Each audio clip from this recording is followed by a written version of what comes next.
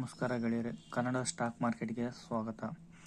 ನಾನೀಗ ಏನು ತಿಳಿಸ್ಕೊಳ್ಳೋದಕ್ಕೆ ಇಷ್ಟಪಡ್ತಾ ಇದ್ದೀನಿ ಅಂದರೆ, ನಾವು ಒಂದು ಕಂಪ್ನಿನ ಯಾವ ಥರ ಫೈಂಡ್ ಔಟ್ ಮಾಡಿ ಸೆಲೆಕ್ಟ್ ಮಾಡ್ಬೋದು ಅನ್ನೋದನ್ನ ನಾನು ನಿಮಗೆ ತಿಳಿಸ್ಕೊಡ್ತೀನಿ. ಫಸ್ಟ್ ನಾವು ಯಾವ ಥರ ಸೆಲೆಕ್ಟ್ ಮಾಡ್ಬೋದು ಅಂದರೆ ಮಾರ್ಕೆಟ್ ಕ್ಯಾಪ್ ಮೇಯ್ನ್ ಇಂಪಾರ್ಟೆಂಟ್. ನಮಗೆ ಮಾರ್ಕೆಟ್ ಕ್ಯಾಪ್ ಇಂಪಾರ್ಟೆಂಟ್ ಆಗುತ್ತೆ. ಯಾಕೆಂದರೆ ಮಾರ್ಕೆಟ್ ಕ್ಯಾಪ್ ದೊಡ್ಡದಿದ್ದಷ್ಟು ನಮಗೆ ಅದು ಕಂಪ್ನಿ ಚೆನ್ನಾಗಿದೆ ಅನ್ನೋದು ಗೊತ್ತಾಗುತ್ತೆ. ಮಾರ್ಕೆಟ್ ಕ್ಯಾಪ್ನ ಯಾವ ಥರ ಫೈಂಡ್ ಔಟ್ ಮಾಡಬೇಕು ಅಂತಂದರೆ, ಅದಕ್ಕೊಂದು ಫಾರ್ಮುಲಾ ಇದೆ. ಅದು ಫಾರ್ಮುಲಾ ಯಾವುದಂದರೆ share price into total outstanding shares. ನಮಗೆ ಶೇರ್ ಪ್ರೈಸು ಮತ್ತು ಅದನ್ನ ಗುಣಾಕಾರ ಮಾಡಿದಾಗ, ಟೋಟಲ್ ಔಟ್ಸ್ಟ್ಯಾಂಡಿಂಗ್ ಶೇರ್ಸ್ನ ಗುಣಾಕಾರ ಮಾಡಿದಾಗ ಮಾರ್ಕೆಟ್ ಕ್ಯಾಪು ಸಿಗುತ್ತೆ. ಇದರಿಂದ ನಮಗೇನು ಗೊತ್ತಾಗುತ್ತೆ ಅಂದರೆ, ನಾವು ಮಾರ್ಕೆಟ್ ಕ್ಯಾಪು ಜಾಸ್ತಿ ಇದ್ದಷ್ಟು ನಮಗೆ ಕಂಪ್ನಿ ಚೆನ್ನಾಗಿದೆ ಅನ್ನೋದು ಅಂದರೆ ಸೆಲೆಕ್ಟ್ ಮಾಡ್ಕೋಬೋದು. ಇದು ಒಂದು ಚೆನ್ನಾಗಿದೆ, ಮಾರ್ಕೆಟ್ ಕ್ಯಾಪ್ ಚೆನ್ನಾಗಿರೋದ್ರಿಂದ ಕಂಪ್ನಿ ಫಂಡಮೆಂಟಲಿ ಸ್ಟ್ರಾಂಗ್ ಇದೆ ಅನ್ನೋದು ನಮಗೆ ಗೊತ್ತಾಗುತ್ತೆ. ಸೆಕೆಂಡ್ ಒನ್ ನಾವು ಯಾವ ಥರ ಫೈಂಡ್ ಔಟ್ ಮಾಡ್ಬೋದು ಅಂದರೆ ಪಿ ರೇಷಿಯೋ ಮೇಲೆ, ಅಂದರೆ price to earning ratio. Price to earning ರೇಷಿಯೋನ ನಾವು ಯಾವ ಥರ ತೊಗೋಬೋದು ಅಂದರೆ, ಅದಕ್ಕೊಂದು ಫಾರ್ಮುಲಾ ಇದೆ. ಪಿ ರೇಷಿಯೋನ current stock price divided by earnings per share, ಅಂದರೆ ಕಂಪನಿಯ current stock price divided by ಕಂಪನಿಯ ಅರ್ನಿಂಗ್ ಪರ್ ಶೇರ್ ಅಂದರೆ EPS. ಇದರಿಂದ ನಾವು ಪಿ ರೇಷಿಯೋನ ಫೈಂಡ್ ಔಟ್ ಮಾಡೋದು. Higher P ratio means that the stock is more expensive. ಅಂದರೆ ನಮಗೆ ಪಿ ರೇಷಿಯೋ ಜಾಸ್ತಿ ಇದೆ ಅಂದರೆ ಪಿ ರೇಷಿಯೋ ಜಾಸ್ತಿ ಇದ್ದರೆ ಅದು ಸ್ಟಾಕ್ ಏನಾಗುತ್ತೆ, ಮೋರ್ ಎಕ್ಸ್ಪೆನ್ಸಿವ್ ಆಗುತ್ತೆ. ಮೋರ್ ಎಕ್ಸ್ಪೆನ್ಸಿವ್ ಅಂದರೆ ಇದನ್ನು ನಾವು ಬೈ ಮಾಡೋದನ್ನ ಸ್ವಲ್ಪ ಯೋಚನೆ ಮಾಡಿ ಬೈ ಮಾಡಬೇಕಾಗುತ್ತೆ ಅವಾಗ. ಏಕೆಂದರೆ ಅದು ಅವಾಗ ಬೀಳುವಂಥ ಚಾನ್ಸಸ್ಸು ಇರುತ್ತೆ, ಜಾಸ್ತಿ ಚಾನ್ಸಸ್ಸು ಬೀಳುವಂಥ ಚಾನ್ಸಸ್ಸು ಇದ್ದೇ ಇರುತ್ತೆ. ಅದರಲ್ಲಿ ಸೆಕ್ಟರ್ ವೈಸ್ ಅದರಲ್ಲಿ 3 ಇದು ಬರುತ್ತೆ. ಅದರಲ್ಲಿ ಒಂದು ಸೆಕ್ಟರ್ ವೈಸ್ ಬರುತ್ತೆ, ಸೆಕೆಂಡ್ ಒಂದು ಗ್ರೋತ್ ವೈಸ್ ಬರುತ್ತೆ, ಇನ್ನೊಂದು ಥರ್ಡ್ ಒಂದು ಎಕ್ಸ್ಟರ್ನಲ್ ಫ್ಯಾಕ್ಟರ್ಸು ಬರುತ್ತೆ. ಸೆಕ್ಟರ್ ವೈಸ್ ಅಂದರೆ company can vary depending on the industry, ಅಂದರೆ ಇಂಡಸ್ಟ್ರಿ ಮೇಲ್ಗಡೆ ಡಿಪೆಂಡ್ ಆಗುತ್ತೆ ಸೆಕ್ಟರ್ ವೈಸು. ಅಂದರೆ ಪಿ ರೇಷಿಯೋ ಆಯಾ ಸೆಕ್ಟರ್ಗೆ ಡಿಪೆಂಡ್ ಅಪಾನ್ ಪಿ ರೇಷಿಯೋ ಇರುತ್ತೆ.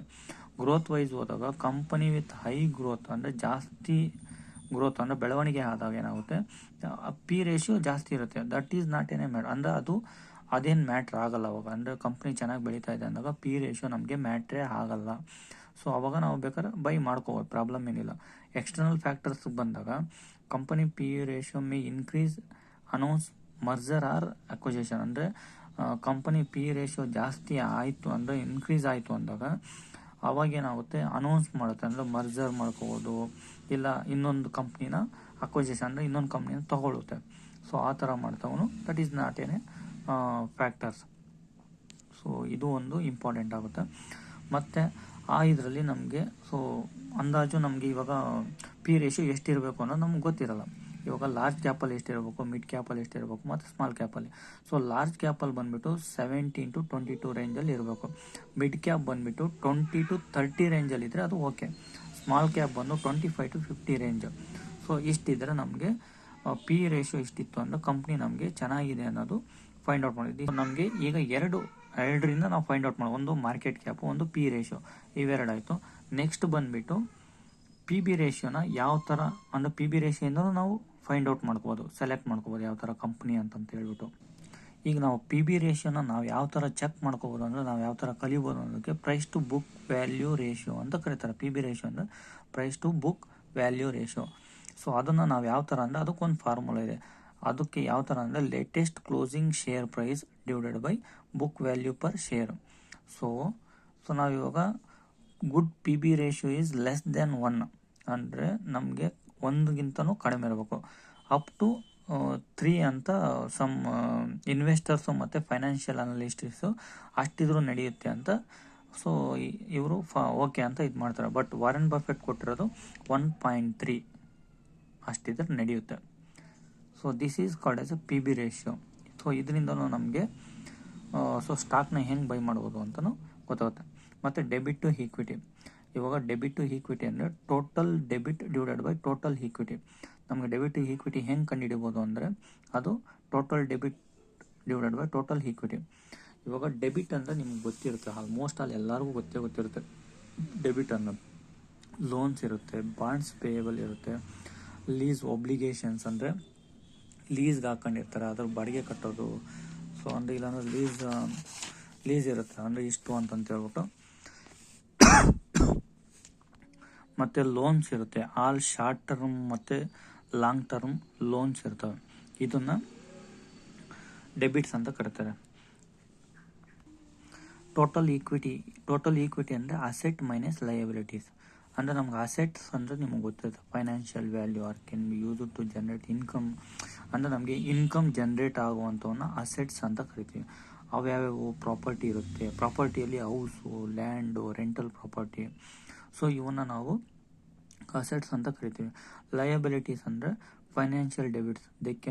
ಅಂದರೆ ಅವ್ಯಾವ್ಯಾವ ಅಂದರೆ ಲೋನು ಅಂದರೆ ಲಾಂಗ್ ಟರ್ಮ್ ಲೋನ್ಸ್ ಇರುತ್ತೆ, ಶಾರ್ಟ್ ಟರ್ಮ್ ಲೋನ್ಸ್ ಇರುತ್ತೆ, ಇವೆಲ್ಲ ಇರ್ತವೆ ಅಂದರೆ ಸೊ ಬೇರೆ ಬೇರೆ. ಸೊ ಅವನ್ನು ಲಯಬಿಲಿಟೀಸ್ ಅಂತ ನಾವು ಕರಿತೀವಿ. ನೆಕ್ಸ್ಟು ROE ರೇಷಿಯೋಯಿಂದನೂ ನಾವು ಕಂಪ್ನಿ ಚೆನ್ನಾಗಿದೆಯಾ ಇಲ್ವಾ ಅಂತಲೂ ನಾವು ಕಂಡುಹಿಡ್ಬೋದು. ಅಂದರೆ ರಿಟರ್ನ್ ಆನ್ ಈಕ್ವಿಟಿ ರೇಷಿಯೋ ಅಂದರೆ ROE ಅಂದರೆ net profit divided by shareholders equity ಅಂತ ಬರುತ್ತೆ. ನೆಟ್ ಪ್ರಾಫಿಟ್ ಅಂದರೆ ನಮ್ಗೆ income net profit. Okay, ROE is ಅಂದರೆ 15% or more is generally considering good. ಅಂದರೆ ROE ನಮಗೆ 15% ಮೇಲೆ ಇರಬೇಕು, ಮತ್ತು 5% ಕಡಿಮೆ ಇದ್ದರೆ ಅದನ್ನು ನಾವು ಇಟ್ ಈಸ್ ಲೋ ಅಂದರೆ ಅದು ROE ಸರಿ ಇಲ್ಲ ಅಂತ ನಮಗೆ ಗೊತ್ತಾಗುತ್ತೆ.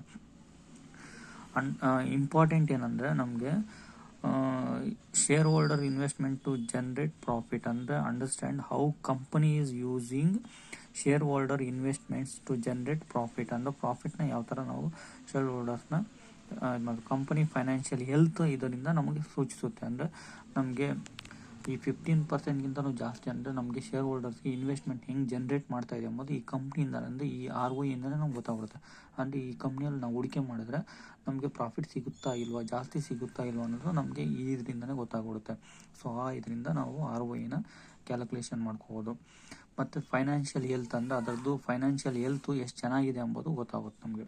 ಲಾಸ್ಟ್ ಬಂದ್ಬಿಟ್ಟು ಡಿವಿಡೆಂಟ್, ಲಾಭಾಂಶ. ನಮಗೆ ಡಿವಿಡೆಂಟು ಕೊಡ್ತಾವೆ ಕಂಪ್ನಿಗಳು ರಿವಾರ್ಡ್ಸ್ ದೇರ್ ಶೇರ್ ಹೋಲ್ಡರ್ಸ್ ಅಂದರೆ ಪ್ರತಿಫಲ. ಅಂದರೆ ಸೊ ನಮಗೆ ಡಿವಿಡೆಂಟ್ನ ಕೊಡ್ತವೆ. ಅಂದರೆ ಯಾವ ಥರ ಕೊಡ್ತಾವೆ ಅಂದರೆ ಡಿವಿಡೆಂಟು ಇಷ್ಟು ಫಸ್ಟ್ ಶೇರ್ಗೆ ಇಷ್ಟು ಡಿವಿಡೆಂಟ್ ಅಂತ ಕಂಪ್ನಿಯವರು ಡಿವಿಡೆಂಟ್ನ ಕೊಡ್ತಾರೆ.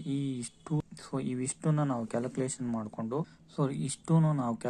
ಮಾಡಿಕೊಂಡು ನಾವು ಯಾವ ಥರ ನಾವು ಕಂಪ್ನಿನ ಸೆಲೆಕ್ಟ್ ಮಾಡ್ಬೋದು ಅನ್ನೋದು ಫೈಂಡ್ ಔಟ್ ಮಾಡ್ಕೋಬೋದು. ಅಂದರೆ ಈಸಿಯಾಗಿ ನಾವು ಕಂಡುಹಿಡಿಬೋದು.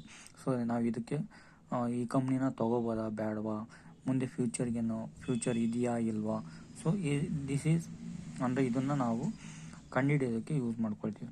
ಸೊ ನೆಕ್ಸ್ಟಿಗೆ ನಾವು ನಿಮ್ಗೆ ಏನೋ ಡೌಟ್ಸ್ ಇತ್ತು ಅಂದರೆ ಅದ್ರ ಬಗ್ಗೆ ನೀವು ಕಾಮೆಂಟ್ಸ್ ಮಾಡಿ, ನಾನು ಅದಕ್ಕೆ ಬೇಕಾದ್ರೆ ರಿಪ್ಲೈ ಮಾಡ್ತೀನಿ. ಅಂದರೆ ಯಾವ ಥರ ನೆಕ್ಸ್ಟ್ ವಿಡಿಯೋ ಮಾಡಬೇಕು ಅನ್ನೋದನ್ನು. ಸೊ ನೆಕ್ಸ್ಟ್ ಯಾವುದೋ ಒಂದು ಕಂಪ್ನಿನ ತೆಗೆದುಕೊಂಡು ಸೊ ಇದ್ರದ್ದು ಡಿವಿಡೆಂಟ್ ಯಾವ ಥರ ಇದೆ, ಪಿ ರೇಷಿಯೋ ಯಾವ ಥರ ಇದೆ, ಯಾವ ಥರ ನಾವು ಅಂದರೆ ಚೆಕ್ ಮಾಡ್ಕೋಬೋದು. ಯಾವ ಥರ ಅಂದರೆ ಒಂದು ಲಾರ್ಜ್ ಕ್ಯಾಪು, ಮಿಡ್ ಕ್ಯಾಪು ಮತ್ತು ಸ್ಮಾಲ್ ಕ್ಯಾಪ್ ಅಂತ ಇರ್ತವೆ. ಸೊ ಇದನ್ನ ಪ್ರಕಾರ ನಾನು ನಿಮಗೆ ತಿಳಿಸ್ಕೊಡ್ತೀನಿ. ನೆಕ್ಸ್ಟ್ ಫ್ಯೂಚರ್ ಅಂದರೆ ಯಾವ ಥರ ನಾವು ಸೆಲೆಕ್ಟ್ ಮಾಡಬೇಕು ಕಂಪ್ನಿನ ಅನ್ನೋದಕ್ಕೆ ನೆಕ್ಸ್ಟ್ ವಿಡಿಯೋದಲ್ಲಿ ತಿಳಿಸ್ಕೊಡ್ತೀನಿ. Thank you for watching.